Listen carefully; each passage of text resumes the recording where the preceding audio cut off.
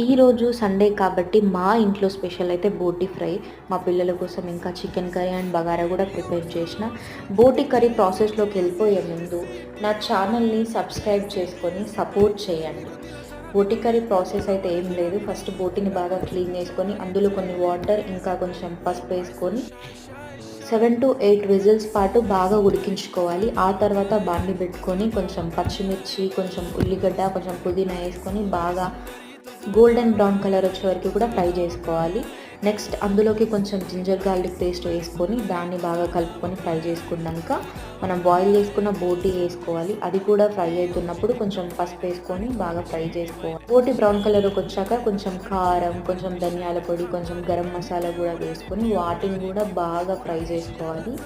మసాలాలన్నీ బాగా ఫ్రై అయిన తర్వాత ఫైనల్గా కొత్తిమీర వేసుకొని ఒక 2 మినిట్స్ ఉంచుకుని దింపేసుకుంటే మన టేస్టీ బోటి కర్రీ రెడీ.